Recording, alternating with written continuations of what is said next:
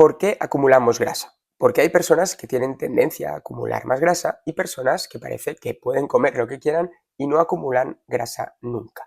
En este episodio vamos a hablar sobre las grasas, vamos a explicar primero muy por encima qué son, qué tipo de grasas hay y cómo debemos comer, qué grasas debemos comer para empezar a tener una relación con nuestro metabolismo y con nuestras grasas saludable, que nuestro cuerpo deje de entender que tiene que almacenar las grasas y empiece a dejar de hacerlo y a usarlas para lo que son.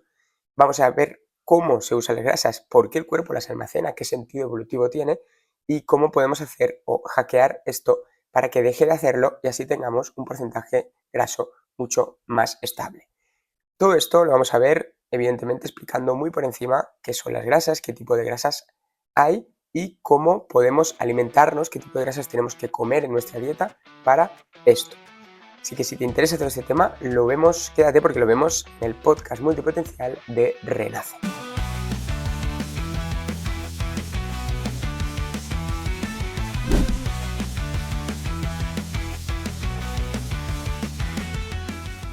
Bien, lo primero que quiero decir es disculpar por mi voz, he pasado por una gripe bastante fuerte y todavía tengo la voz que no me acaba de volver. Bien, tenemos que entender por qué el cuerpo almacena grasa, ¿vale? Y para esto tenemos que irnos al contexto evolutivo. Tenemos que entender que nuestro cuerpo está diseñado para una época en la que evidentemente no había la abundancia de alimentos que hay a día de hoy.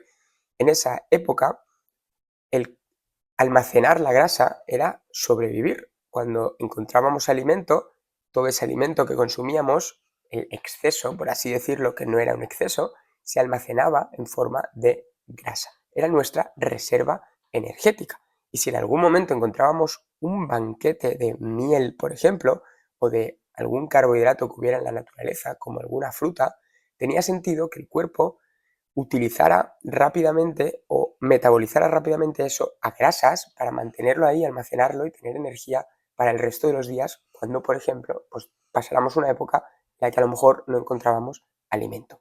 Bien, esto es lo más lógico y lo evolutivo. ¿Por qué el cuerpo almacena la energía en forma de grasa?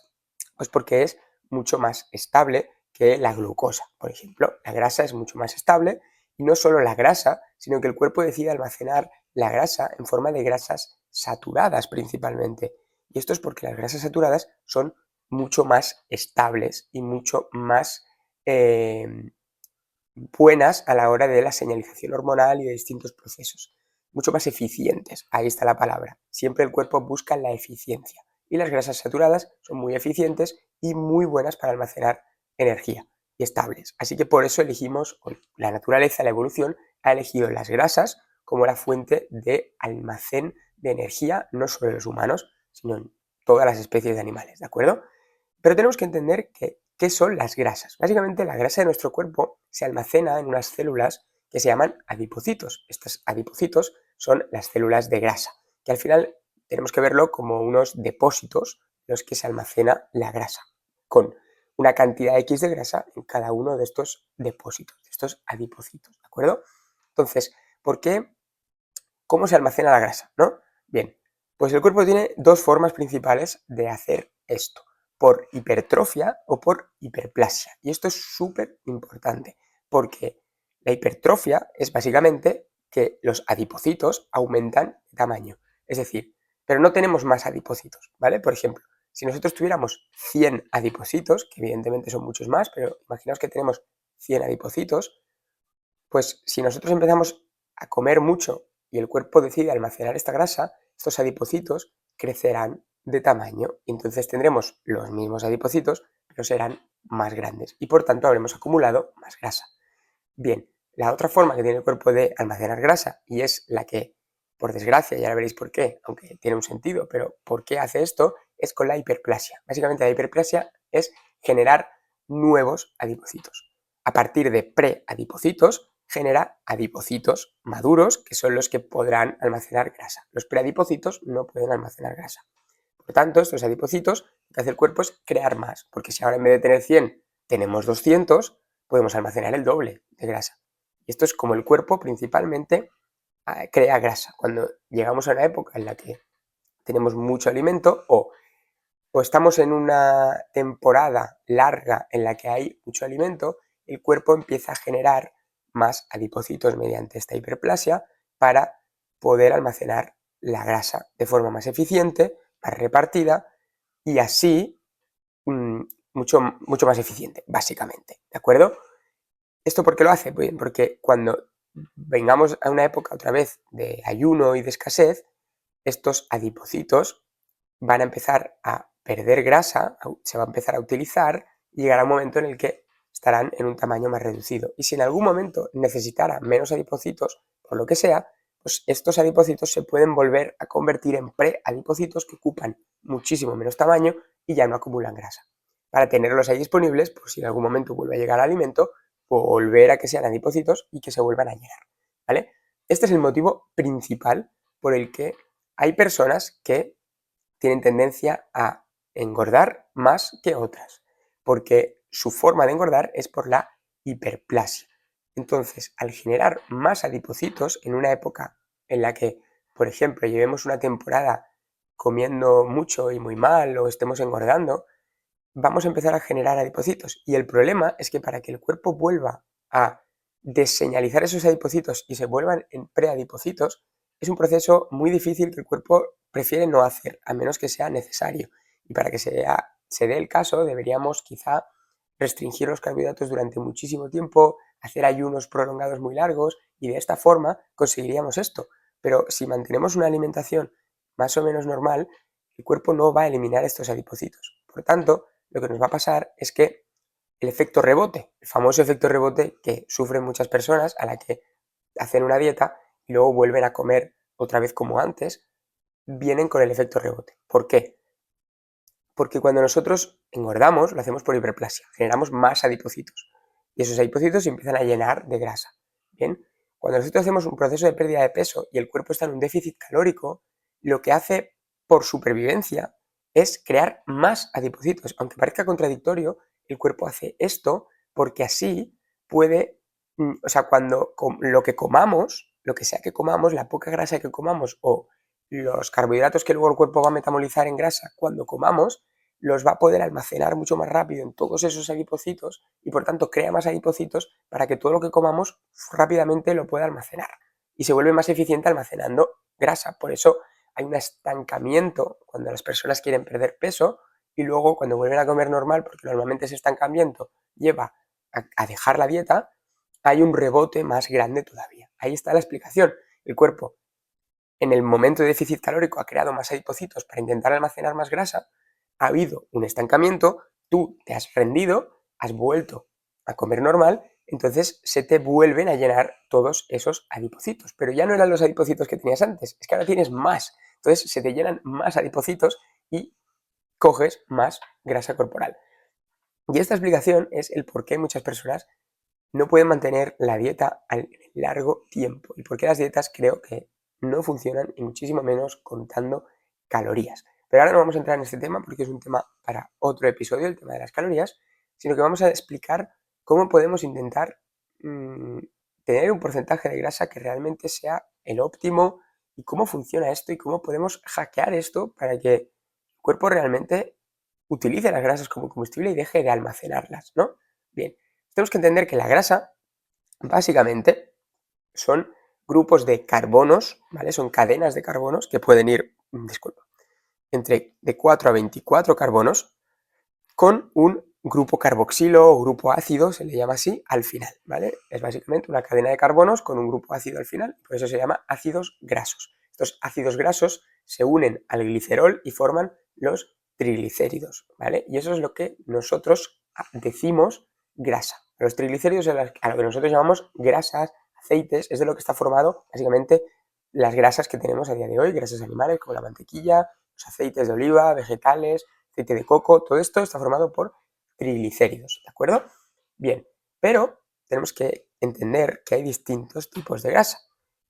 Principalmente se clasifican de las siguientes formas.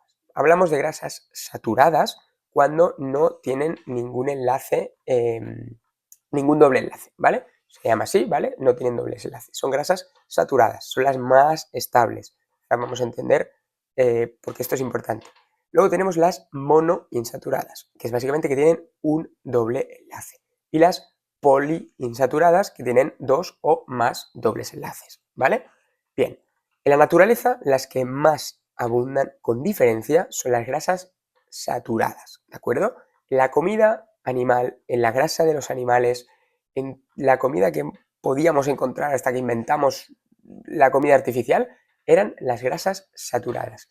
En una menor proporción, bastante menor, las monoinsaturadas y muy poquita de poliinsaturadas. Principalmente las poliinsaturadas las podíamos encontrar en frutos secos, ¿de acuerdo?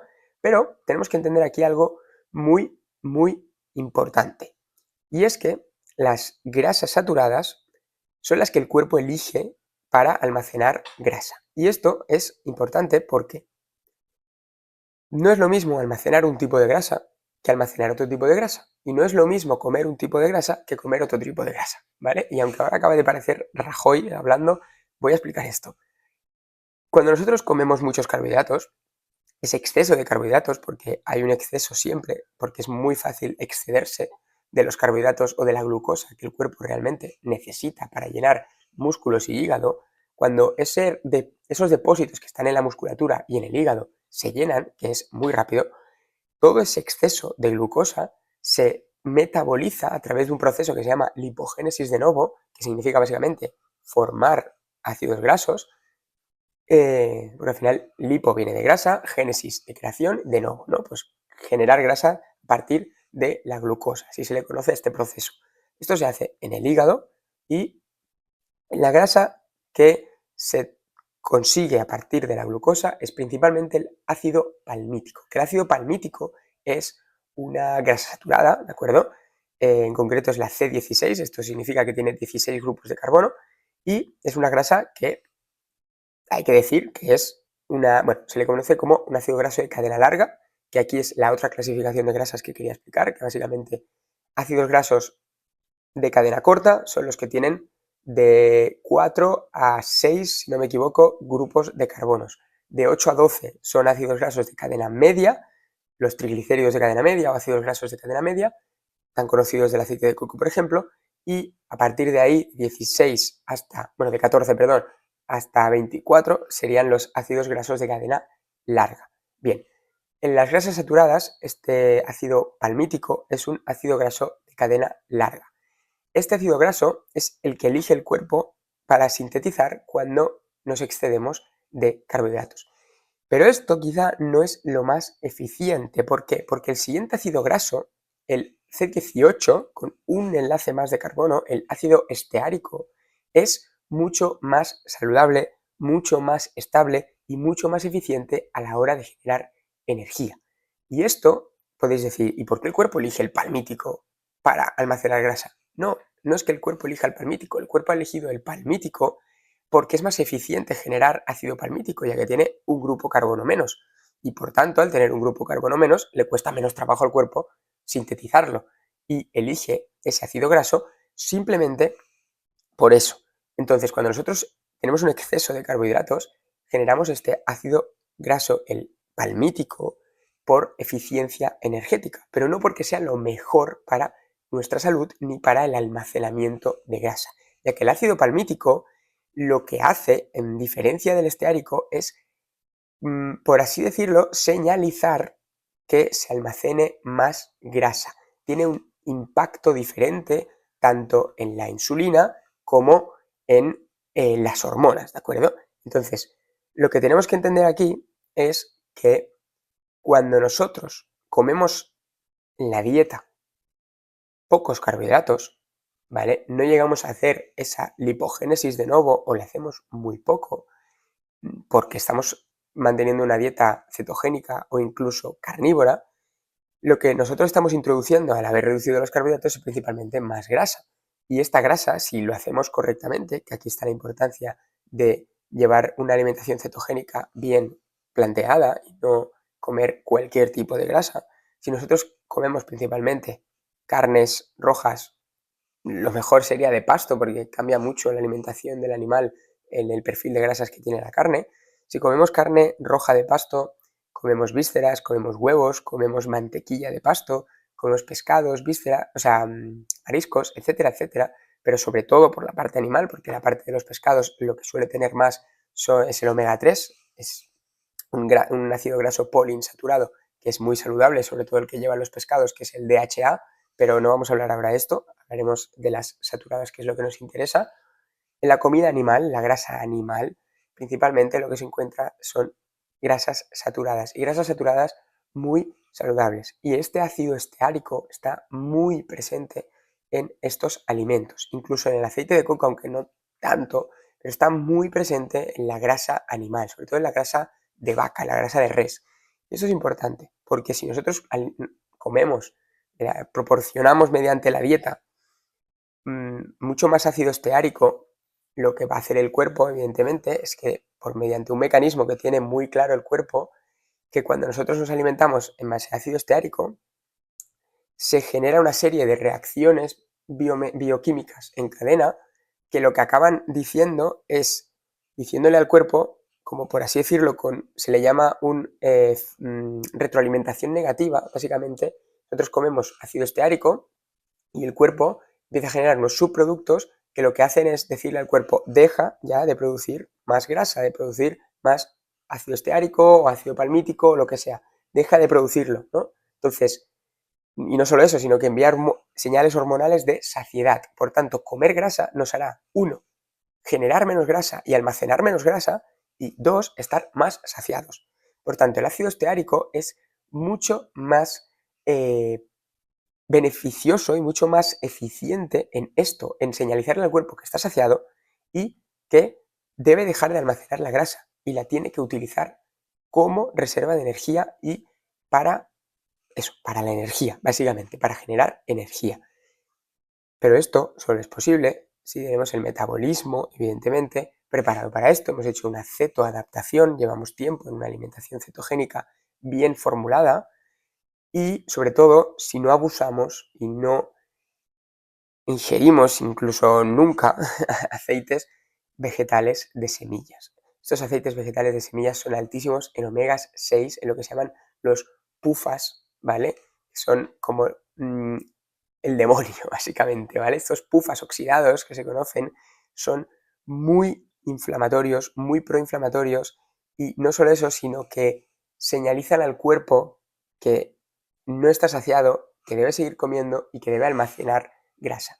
Y os acordáis que antes os he dicho que los frutos secos eran ricos en ácidos grasos poliinsaturados. Es de las únicas cosas en la naturaleza que es rica en este tipo de grasa. Bien, esto tiene todo el sentido del mundo. Es que los frutos secos son unos alimentos, de hecho, si no los hubiésemos empezado a cultivar y tenerlos disponibles todo el año. Es un alimento que solo sale a finales de verano, cuando hace mucho calor, en agosto, septiembre, más o menos es cuando el fruto seco está listo para consumirse. Por tanto, tenía sentido que antiguamente, en esa época del año donde se acercaba el invierno y había que almacenar grasa, apareciera este tipo de alimentos como una ayuda para el ser humano, para otros animales, que si se comían estos alimentos, uno, no se saciaban, porque yo me acabo de comer una bolsa de pistachos, ¿vale? Lo reconozco, y me la he comido entera, y como si no hubiera comido. Tampoco como si no hubiera comido, sí que estoy un poquito saciado, pero podría seguir comiendo y me podría comer otra bolsa más. Quiero decir, es un tipo de alimento que no señaliza saciedad, ¿de acuerdo? Y eso era lo que se buscaba, que no señaliza la saciedad y que tú encontrabas un árbol de almendras, por ejemplo, y te las comieras y eso además te ayudara a almacenar grasa, porque era lo que necesitabas para cuando llegara el invierno tener una buena reserva de almacén de energía. Entonces, lo que tenemos que entender aquí es que si lo que queremos es no almacenar grasa y empezar a tener un porcentaje de grasa acorde a nuestro diseño evolutivo, debemos empezar a comer acorde a nuestro diseño evolutivo. Y no hay más. Y esto es lo que hablábamos en el episodio 7 del podcast, donde hablábamos de la alimentación evolutiva. Tenemos que entender que no todas las grasas son iguales, que el cuerpo no hace las cosas al azar y que si decide que unas grasas son más eficientes y más buenas, es por algo. Y que si nosotros le introducimos, el único secreto está en introducirle a través de la dieta esas grasas que van a señalizar al cuerpo que está saciado y que van a señalizar al cuerpo que no deba que no debe seguir almacenando grasa, sino que debe usarla como energía. Y eso es la grasa saturada animal, la que se encuentra presente en los animales y no en los vegetales. Los vegetales hacen justo lo contrario. Además, otra cosa buena es que te dicen que consumas aceites vegetales como el de oliva o el de aguacate, porque son, sobre todo el de oliva, porque son ricos en grasas monoinsaturadas que son muy buenas para el corazón. Bien, es que el aceite de oliva también tiene otros ácidos grasos que no nos interesan tanto y en cambio el cuerpo es capaz de sintetizar a partir de este ácido esteárico y de otros ácidos grasos saturados, es capaz de generar ácidos grasos monoinsaturados, principalmente a través del ácido esteárico, ya que el ácido esteárico, y esto lo voy a mirar aquí porque lo tengo apuntado, porque no me acuerdo de los nombres concretos que son un poco difíciles, es que uno puede convertirse, como os acabo de decir, en una grasa monoinsaturada muy saludable, como es el ácido oleico, a través de una enzima que es la desaturasa, la SCD1. Es decir, con una enzima el cuerpo transforma el ácido esteárico en un ácido graso monoinsaturado que es muy bueno para el corazón, ¿de acuerdo? Sin necesidad de que nosotros estemos comiendo ese ácido graso en la dieta. Además de esto, el ácido esteárico se oxida muy bien en las mitocondrias y básicamente lo que te estoy diciendo es que se usa como energía mucho más fácilmente.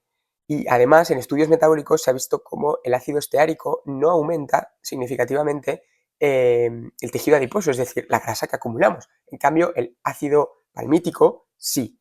¿Y por qué la naturaleza ha elegido el ácido palmítico como el ácido graso que se acumula?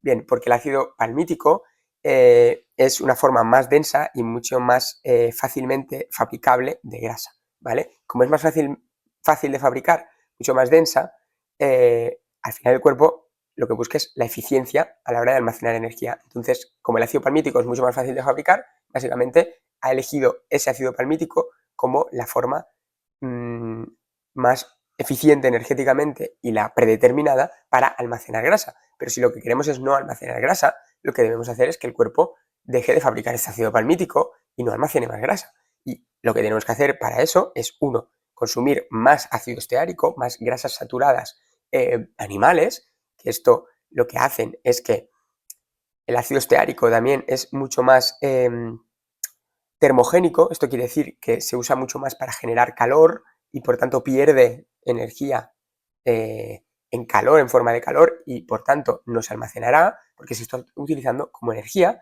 y dejando de consumir carbohidratos, que esta al final es la clave de todo, dejar de consumir carbohidratos como base de nuestra comida, dejar los carbohidratos como algo muy puntual y como alimentos evolutivamente coherentes, y si queremos consumir carbohidratos que no son evolutivamente coherentes, lo dejemos para eventos sociales y cosas mucho más puntuales. Si nosotros en la mayor parte del tiempo en nuestras comidas no consumimos carbohidratos, es decir, nos alimentamos en base a carne, huevos, pescados, mariscos, lácteos, setas si quieres, incluso algunos vegetales de hoja verde, pero que no sean prioritarios, que no sean lo que llenan el plato los vegetales, que sean una decoración para que no se te haga tan aburrida la comida. Si hacemos esto, el cuerpo dejará de producir ácido palmítico en base a esa lipogénesis de nuevo que os he explicado antes y por tanto dejaremos de almacenar grasa, porque recuerdo que el ácido palmítico es el que ha elegido la naturaleza para almacenar la grasa. Si dejamos de decirle al cuerpo que tiene que producir ácido palmítico, dejaremos de acumular grasa.